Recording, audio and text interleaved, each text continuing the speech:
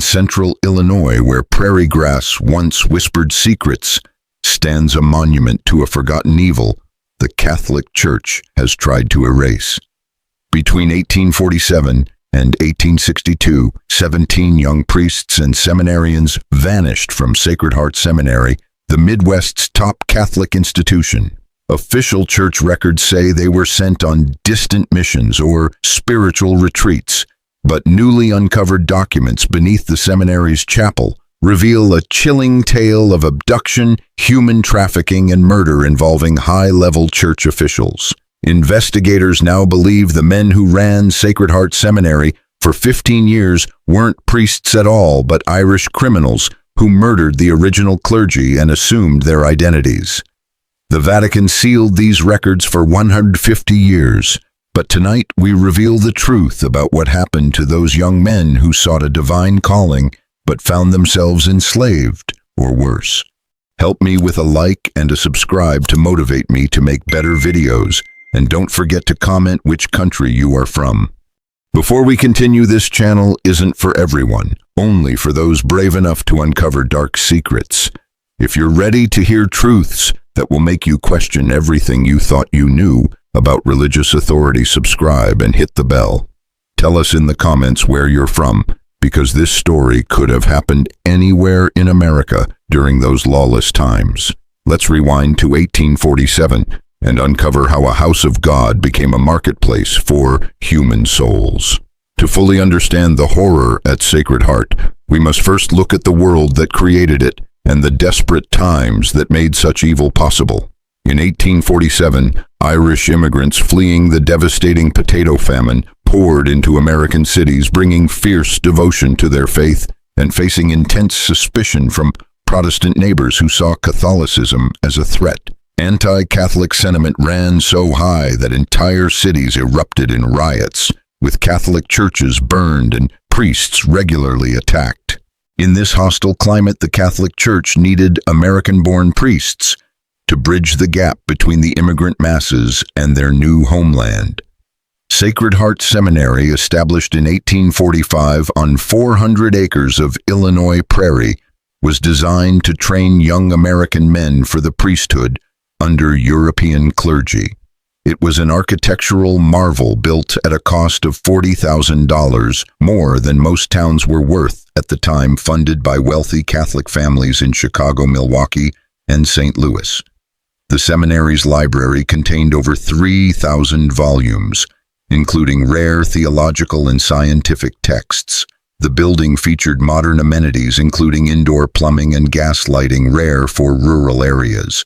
Father Superior Edmund Walsh arrived in late 1846 to establish the seminary's academic foundation. Father Edmund Walsh was a man of imposing stature, standing nearly 6'4", with piercing gray eyes and a silver beard that reached his chest. His commanding presence and cultured accent from Trinity College, Dublin, made him unforgettable. Walsh carried letters of recommendation from bishops across Ireland, including a glowing testimonial from the Archbishop of Dublin. He claimed to have studied theology at Maynooth Seminary, earning highest honors in moral theology and canon law with advanced degrees in philosophy, classical languages, and church history. Fluent in Latin, Greek, French, and German, he could recite passages from St. Augustine and Thomas Aquinas from memory. Alongside him were Rector Thomas Murphy and Dean Patrick O'Brien, each with impressive credentials of their own, presenting a facade of intellectual and spiritual authority. Murphy, in his 40s, claimed advanced degrees in philosophy and canon law from Belgium's University of Leuven, while O'Brien, 35, had a background in classical languages and rhetoric from the Royal University of Ireland. Together, they impressed even the most skeptical church officials, including Bishop William Quarter of Chicago, who granted them significant autonomy in running Sacred Heart Seminary. The seminary's first class in the fall of 1847 consisted of 12 young men, ages 18 to 25, drawn from Catholic families across the Midwest. These men, eager to serve God, were unaware that they were walking into a trap. Each student had been carefully selected based on family wealth, physical strength, educational background, and social isolation, making their disappearance easier to explain and harder to investigate. Sacred Heart's routine seemed normal: early morning prayers, mass study, and manual labor. The academic curriculum was rigorous, including Latin, Greek, philosophy, theology, church, history, and more. The three priests maintained strict discipline, isolating students and monitoring their communication, ostensibly for spiritual focus, but actually to control information and prevent exposure of their dark activities. The first disappearance occurred on a bitter February morning in 1848, during one of the worst blizzards in Illinois history. Michael Brennan, a 22-year-old from a wealthy Irish family in Chicago, had been selected for advanced duties, including access to financial records. He had written his family just days before expressing excitement about his responsibilities and his studies in moral theology. On the evening of February 13th, Michael was summoned to Walsh's private office. Several students recalled hearing raised voices from Walsh's office, but the noise stopped suddenly around 10:15 p.m., and an unsettling quiet settled over the seminary. Michael's roommate Joseph Kennedy waited for his friend to return, but when he didn't show up by morning prayers, he assumed Michael had been given permission to sleep in. It wasn't until Walsh announced to the students after morning mass that Michael had been called to minister to cholera victims near the Iowa border that Joseph learned the official explanation for his disappearance. Walsh painted Michael's mission as an act of selfless courage, but Joseph soon noticed troubling details. Michael's winter coat and boots were still in their room. Essential items for travel in 15 degrees below zero temperatures, and Michael had never mentioned a mission to Iowa. Michael Brennan showed no signs of restlessness or desire for immediate ministry experience. Joseph Kennedy, his close friend, also noticed that Michael's personal belongings remained untouched, including a silver rosary that had belonged to Michael's late grandmother. Michael had never been seen without it, and Joseph found it hard to believe he would leave for a dangerous mission without this cherished heirloom. When Joseph privately questioned Father Walsh about these inconsistencies, Walsh's reaction was swift and severe. He accused Joseph of prideful curiosity and warned him that such attitudes could lead to spiritual corruption. As punishment, Joseph was sent to spend a week in solitary prayer and fasting in the seminary's damp basement chapel, a stone-walled, windowless room beneath the main building. The chapel was designed to induce discomfort and repentance with minimal heat and light, making it a grueling space for reflection. During his isolation, Joseph heard strange noises late at night: horses, wagon wheels, and voices speaking in hushed tones, which he recognized as Walsh, Murphy, and O'Brien. The sounds followed a disturbing pattern: voices conversing, heavy objects being moved, and the creaking of wagon springs. Lantern light flickered through the chapel window, casting moving shadows as if multiple figures were coordinating the activities. On the third night, Joseph managed to catch a glimpse of the activity above. He saw three men loading a large, heavy bundle into a covered wagon, handling it with unusual care as though transporting something precious. The second disappearance occurred 6 weeks after Michael Brennan's.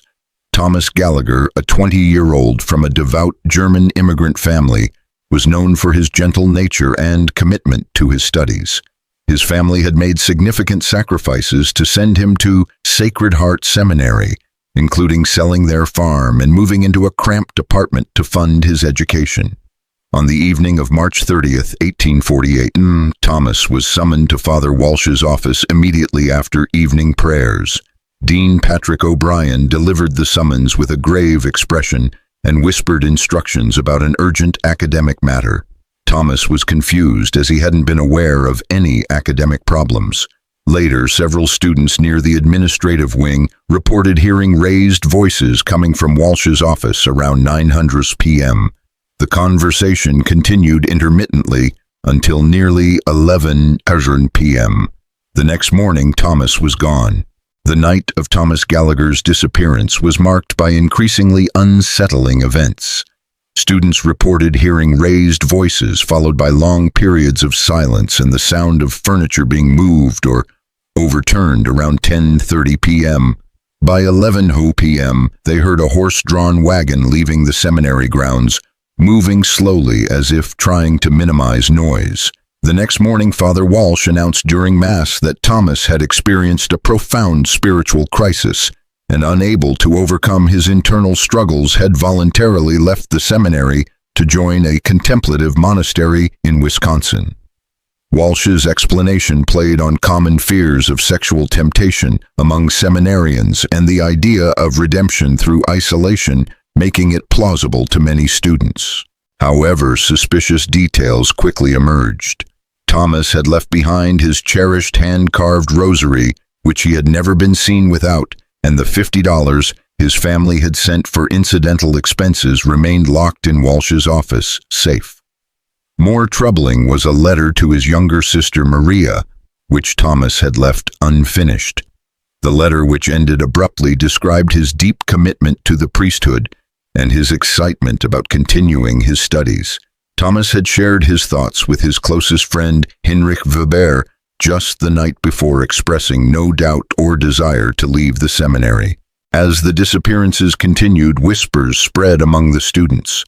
While some clung to the priest's explanations, others noticed disturbing patterns. Both Michael and Thomas had been financially well-off, academically promising, and called to private meetings with Walsh just before their disappearances. Both had left personal belongings behind, which seemed inconsistent with voluntary departure. Anxiety began to permeate the seminary, and the camaraderie that once existed between the students began to fade, replaced by suspicion and fear. By Christmas 1848, 5 more students had disappeared. The third disappearance involved Antoine Dubois, a French seminarian with valuable wilderness skills, who was said to have been called to minister to a remote French settlement. The fourth was Heinrich Weber, Thomas's closest friend, who had begun asking too many questions about his roommate's sudden departure. Heinrich was reportedly transferred to a seminary in Baltimore under conditions so secretive that he was not allowed to say goodbye to his friends or inform his family. By the end of 1848, the student body had shrunk from 12 to 7, with the remaining seminarians living in constant fear, aware that anyone could be next. They began developing a silent system of mutual protection, observing who was called to Walsh's office and keeping mental inventories of their peers, knowing that no one was safe. Joseph Kennedy, haunted by the disappearances of his friends and his week of solitary confinement, began to notice unsettling patterns at Sacred Heart Seminary. Disappearances occurred on cold, overcast nights when travel was difficult, yet concealment was easier. They usually happened during the week, avoiding weekends when family members or church officials could be present.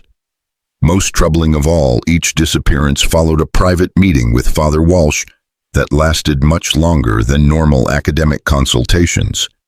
Joseph also observed changes in the 3 priests that didn't align with their supposed backgrounds.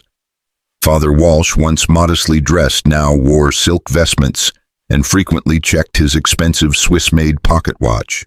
Rector Murphy had acquired rare leather-bound books for the seminary library far beyond his means, while Dean O'Brien had bought a thoroughbred horse and regularly traveled to Chicago, always returning with new possessions, suggesting business transactions rather than church matters. The priests also began taking frequent trips, sometimes for several days, claiming to visit church officials in Chicago, Milwaukee, or St. Louis. During their absences, the students were left under the supervision of Francis McManus, a nervous, evasive lay brother who rarely spoke and became agitated when questioned about his background or the missing students. McManus's knowledge of the seminary's grounds and the surrounding countryside was suspiciously extensive, indicating he was involved in more than just religious duties. His reactions when missing students were mentioned raised further concerns. Family members who wrote to inquire about their sons received letters written by Father Walsh on Sacred Heart letterhead explaining that the students were undergoing spiritual silence and that letters could only be sent after certain spiritual milestones were achieved. The nearby town of Millfield also began to whisper about strange occurrences, such as covered wagons traveling at odd hours along a rarely used road connecting Sacred Heart to the highway. Samuel Morrison, a local farmer, discovered personal items near the seminary, including a prayer book with Michael Brennan's name inside wire-rimmed glasses belonging to Heinrich Weber and a silver crucifix once worn by Thomas Gallagher. When Morrison tried to return the items, Father Walsh claimed they were discarded as part of the students' spiritual development. By the winter of 1849 to 1850, the seminary's isolation allowed the priests to accelerate their operation undetected. James Ali, a student from Detroit, had grown suspicious of the priests' explanations. Unlike the other students, James had connections to influential Catholics, including his uncle, Father Patrick Ali, secretary to the Bishop of Detroit. James's family's wealth and his uncle's position made him a threat to the priests' operations. With access to communication networks and the means to bypass local control, James's disappearance would be noticed and investigated, potentially revealing the true extent of the trafficking ring. James's background in logic, rhetoric, and investigation gave him the skills to investigate further, making him a danger to the operation and setting the stage for a confrontation that would expose the horror behind Sacred Heart Seminary. James Ali, capable of systematic analysis and evidence gathering, embarked on his own investigation into the disappearances at Sacred Heart Seminary, starting in the fall of 1849. He meticulously documented discrepancies in the priests' stories and maintained detailed records of each student's disappearance, uncovering patterns that had previously been invisible. James discovered that the disappearances always occurred under specific weather conditions: cold, overcast nights when travel would be difficult, but concealment easier. Most importantly, these disappearances followed private meetings with Father Walsh that lasted far longer than standard academic consultations. The priests seemed to know detailed information about each student's family background, information that would be confidential in church records and only accessible through an exhaustive investigation.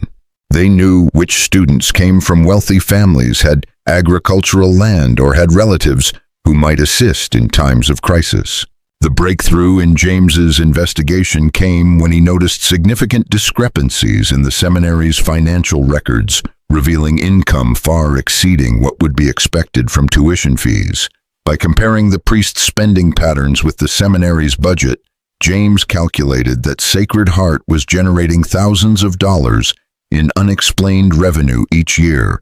The funds couldn't have come from donations or tuition fees alone.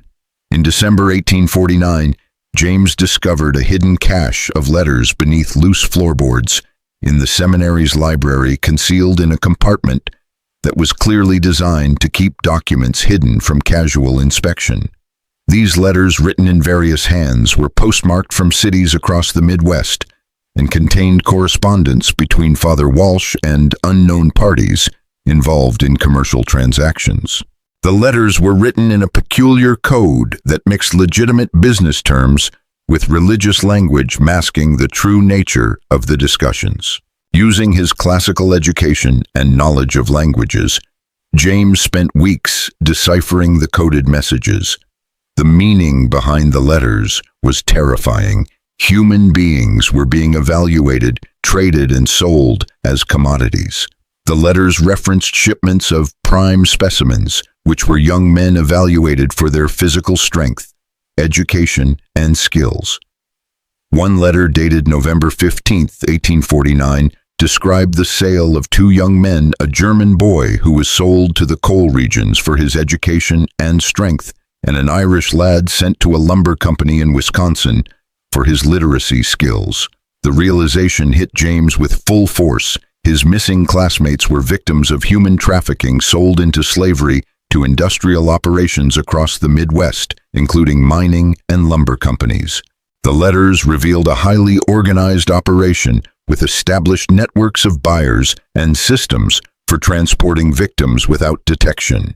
They also contained pricing structures where young men with theological education commanded prices between $300 and $500, depending on their physical condition, language skills, and family background. Those with specialized knowledge could fetch prices of up to $800. Some references even mentioned damaged goods victims who were disposed of when deemed unsuitable for resale. Armed with this damning evidence, James attempted to alert church authorities outside Sacred Heart by sending a message to his uncle, Father Patrick Ali, in Detroit. But his attempts were thwarted. Every letter he sent was intercepted, and when he tried to send a coded message using Latin, Walsh intercepted it, claiming ecclesiastical correspondence needed official review for theological correctness. James quickly realized he was trapped. The priests knew he suspected something, and their willingness to silence anyone who posed a threat to their operation was clear. His only hope was to gather enough evidence to expose the network before they decided to eliminate him, as they had done with others who grew too suspicious. His confrontation came in January 1850, when Father Walsh summoned him to his private office after evening prayers. James entered the office knowing his life was in immediate danger, but also hoping that his family connections might offer some protection against the fate that had befallen his classmates. The office had changed since James's last visit several months earlier. Expensive carpets now covered the stone floor, oil paintings adorned the walls in elaborate gold frames, and the massive mahogany desk was piled with papers and ledgers, suggesting extensive business activity. Most ominous of all were Dean O'Brien and Rector Murphy, who flanked Father Walsh's desk like bodyguards rather than fellow priests. Walsh, who had once maintained a pastoral, scholarly persona, now spoke in the harsh accent of Dublin's criminal districts, abandoning all pretense of religious authority. "You've been asking questions that could be dangerous for your health," Walsh said, his voice cold and calculating. "Young men who don't understand their place have been known to suffer unfortunate accidents in these isolated areas." The threat was explicit, but James sensed a hint of nervousness in Walsh's demeanor, suggesting that the criminals were unsure of how to eliminate him without consequences. His family's wealth and connections could trigger investigations that might be difficult to deflect. Walsh presented James with a choice: he could join the trafficking network as a willing participant, using his family's connections to identify wealthy Catholic families whose sons might be suitable targets. In exchange, he would receive a share of the profits and be protected from the fate that had befallen his classmates. Alternatively, James could remain silent about his discoveries and continue his education under close surveillance, ensuring his cooperation. Walsh's offer revealed the criminals' growing desperation. They needed allies within the Catholic community to deflect suspicion and manage the increasing attention their operation was generating. James knew that accepting either offer would make him complicit in the continued victimization of innocent young men, and more importantly, that agreeing to cooperate wouldn't guarantee his safety. The criminals would eliminate him as soon as he was no longer useful, or if he showed any sign of betraying them. In the weeks following the confrontation, James realized how dangerous the situation at Sacred Heart had become. Despite refusing Walsh's offer, the criminals were growing nervous about the increasing attention they were receiving. James, meanwhile, searched desperately for a way to expose the truth without becoming their next victim. During this tense period, he discovered he was under constant surveillance by Francis McManus, the nervous lay brother. McManus seemed to be everywhere James went, pretending to perform maintenance tasks while taking notes in a small leather journal hidden in his robes. James noticed his personal belongings were being searched: books, moved, papers disturbed, and clothing rearranged, as though someone was systematically examining his possessions. Most disturbing of all was the discovery that someone had been entering his dormitory room at night, as evidenced by footprints in the dust near his bed and the faint smell of tobacco smoke lingering in the air. Just when the tension at Sacred Heart Seminary seemed unbearable, James made a discovery that would change everything. He had observed a pattern in the seminary's routine that he had previously overlooked every 2 weeks. Usually on Saturday nights, the priests would announce that they needed to conduct private devotions, requiring absolute silence throughout the seminary. Students were confined to their dormitory rooms from sunset until sunrise, and warned that anyone caught violating the restriction would face severe punishment. Initially, James had assumed these restrictions were related to legitimate religious observances. However, his careful observation revealed that these periods coincided with increased activity around the seminary's outbuildings and storage areas. Lantern lights moved between the buildings and wagons arrived and departed throughout the night. On the night of February 15th, 1850, James made a decision that would either expose the full truth about Sacred Heart Seminary or cost him his life. During one of these mandatory confinement periods, he slipped out of his dormitory room and made his way to the seminary's basement. This would be the night that either uncovered the horrors beneath Sacred Heart or sealed his fate forever. Matters, but for someone with the proper knowledge, it contained subtle but clear signs of the grave issues at Sacred Heart Seminary. James carefully crafted the letter embedding references to the trafficking operation and his growing concerns about the practices he had uncovered, including the ethical violations he had observed. By using coded language in Latin, he ensured that only someone with the right training and understanding would recognize the letter as a call for help. The letter was carefully placed among other seminary correspondence, and James waited anxiously, knowing that it would be intercepted and read, but hoping that Montini's sharp eye would recognize the plea for urgent action. Days passed with no word from the bishop, and the tension in the seminary continued to mount. James remained vigilant, trying to remain inconspicuous, while continuing to gather more evidence wherever possible. He knew that any misstep could lead to his immediate disappearance, just like the others before him. Then in early April 1850, just weeks before James feared he might be discovered, he received an unexpected reply. One morning, a letter arrived at the seminary addressed to James in formal ecclesiastical handwriting. It was an official letter, but its contents were anything but ordinary. The letter was from Bishop Montini, and it was a direct response to James's coded request for assistance.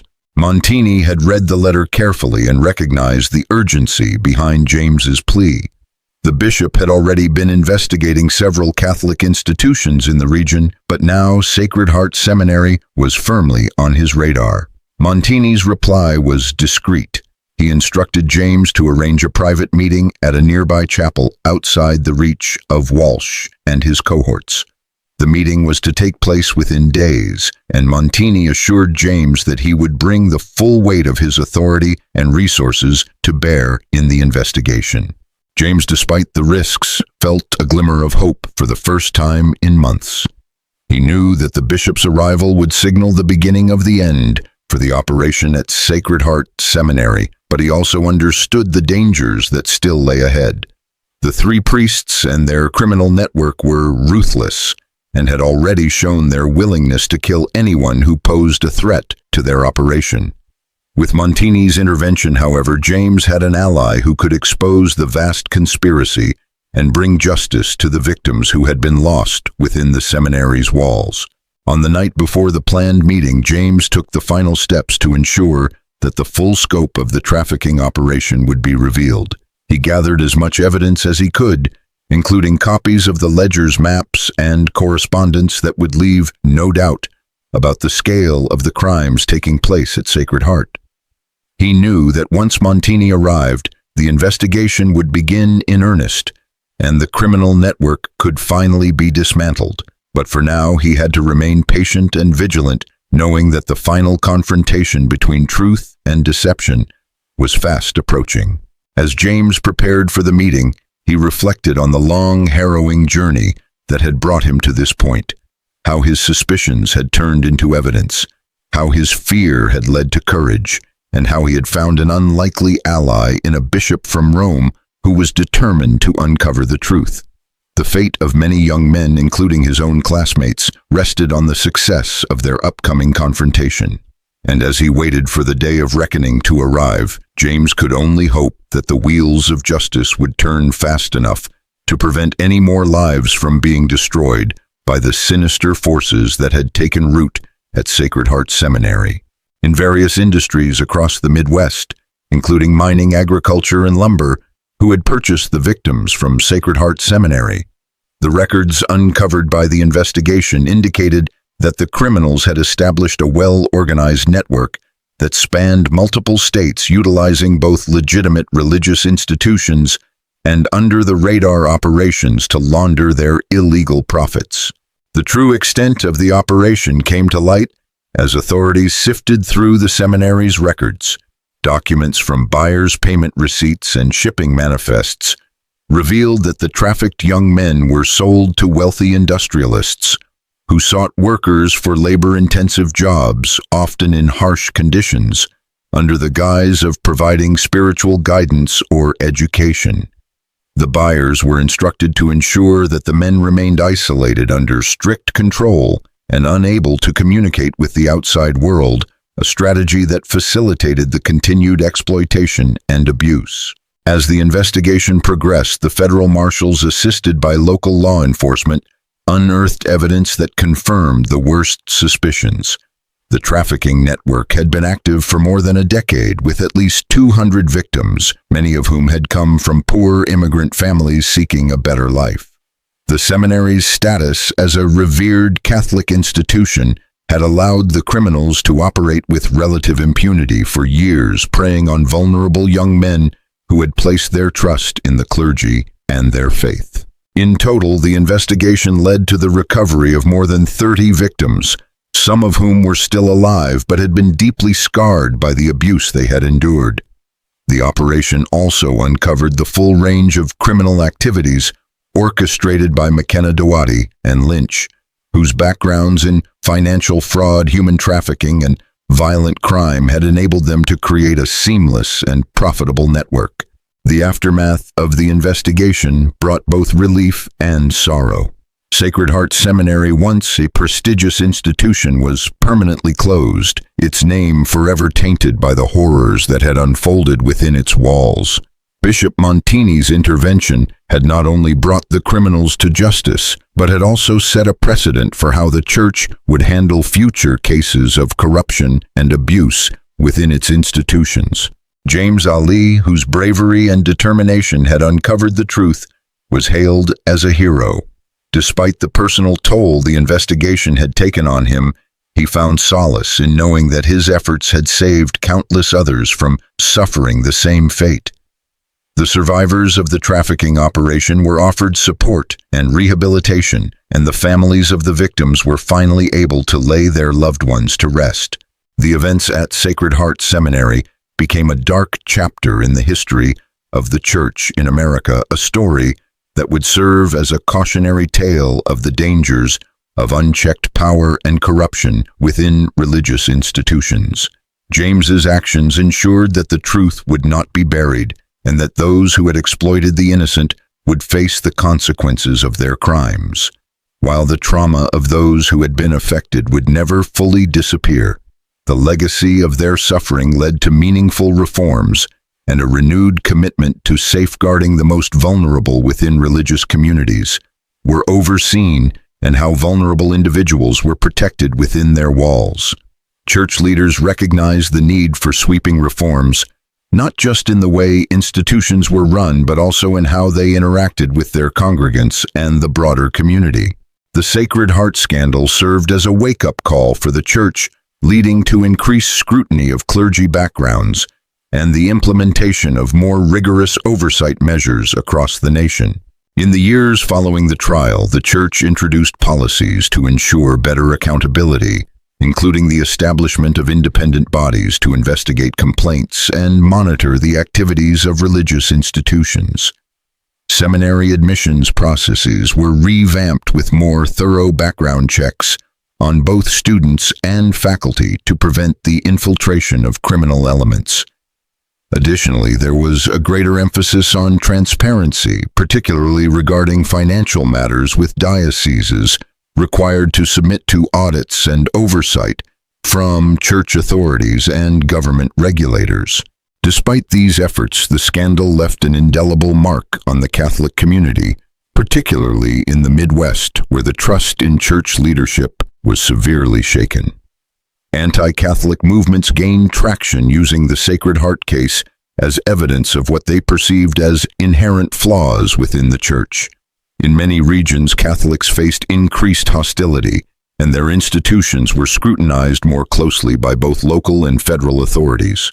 For the families of the victims, the trial and its aftermath brought some measure of closure, though it did little to ease the deep pain of their losses.